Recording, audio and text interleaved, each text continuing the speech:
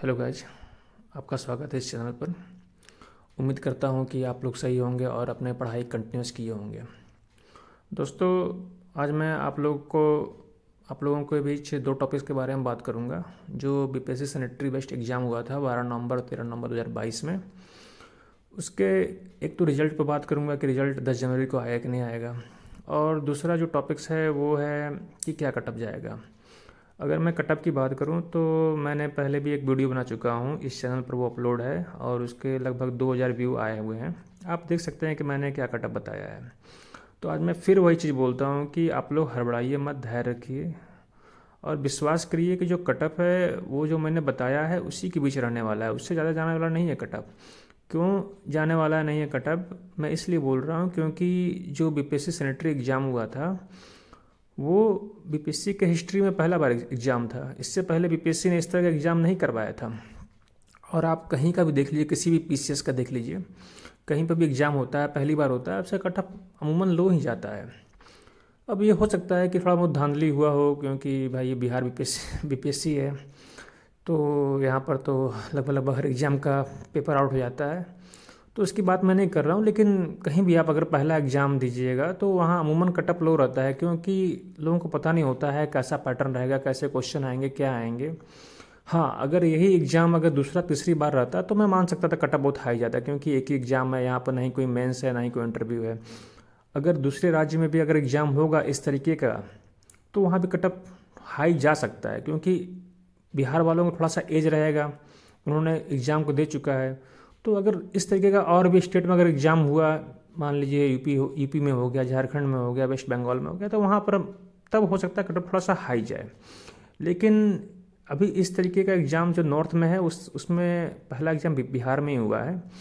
और अगर देखा जाए सही तरीके से तो जो कटअप है जो मैंने बताया है, पहले प्रिडिक्ट किया है आपका 165 क्वेश्चन, ध्यान दीजिएगा 165 क्वेश्चन मैंने बताया है, इसी के आसपास रहने वाला है, इससे ज़्यादा जाने नहीं वाला है आपका कटअप जो है। और तो इसलिए मैं बोल रहा हूँ आपको कि आप निश्चिंत रहिए, धैर्य बनाए रखिए और पढ़ते रहिए। आगे आने वाले एग्ज़ाम है उसकी भी तैयारी करते रहिए।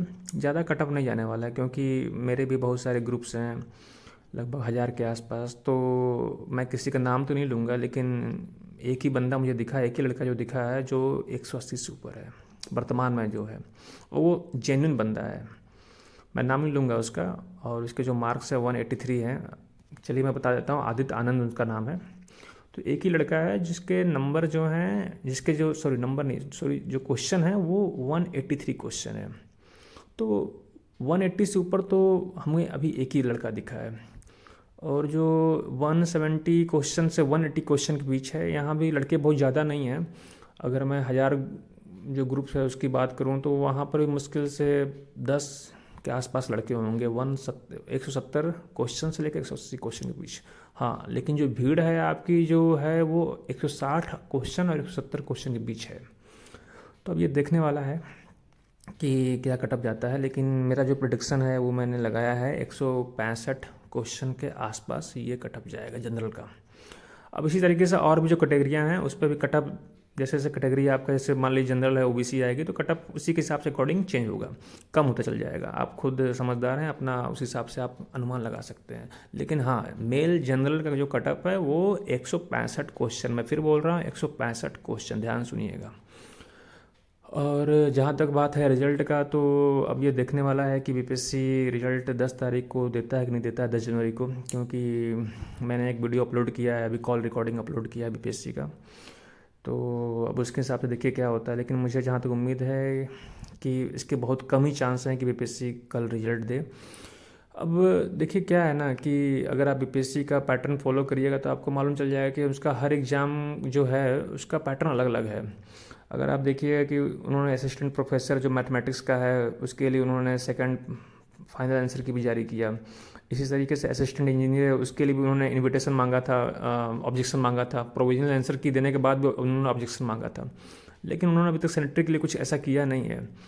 तो अब देखते हैं क्या होता है। और अगर आप कैलेंडर देखेंगे, बीपीएससी कैलेंडर देखेंगे, तो उन्होंने 6 जनवरी को उन्होंने एक एग्ज़ाम है उसका रिजल्ट देने का घोषणा किया था, वो भी अभी तक नहीं हुआ है।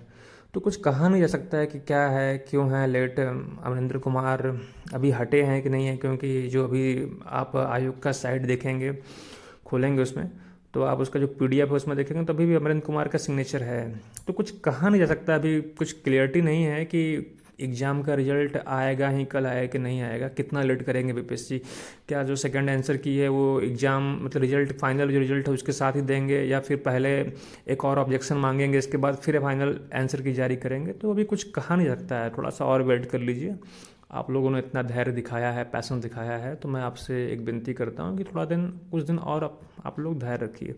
हाँ, ये अच्छी बात होगी कि अगर आयोग फिर से एक आंसर की दे देगा और उसमें ऑब्जेक्शन मांगेगा, तो ये अच्छी बात होगी स्टूडेंट्स के लिए, ताकि कोई विवाद ना रहे। बीपीएससी जैसा, बीपीएससी जो 67 प्री में हुआ था उसमें देखे थे बहुत सारे लोगों का ये मानना था कि जो आयोग ने क्वेश्चन चेंज किया है उसमें वो सही नहीं है। तो इस तरह का विवाद नहीं होगा, तो लोगों के लिए, कैंडिडेट्स के लिए बहुत ही अच्छा चीज़ रहेगा कि अगर फिर से उन्होंने एक आंसर की दे देते हैं। थोड़ा सा लेट आए रिजल्ट, उससे मतलब नहीं है, लेकिन जो आए दुरुस्त आए। अब देखते हैं क्या करता है बीपीएससी अभी। और प्लीज़, अगर आपको ये चैनल अच्छा लग रहा है, अगर मेरा जो इन्फॉर्मेशन देना अच्छा लग रहा है आपको, तो प्लीज़ सब्सक्राइब कीजिए प्लीज़। Thank you.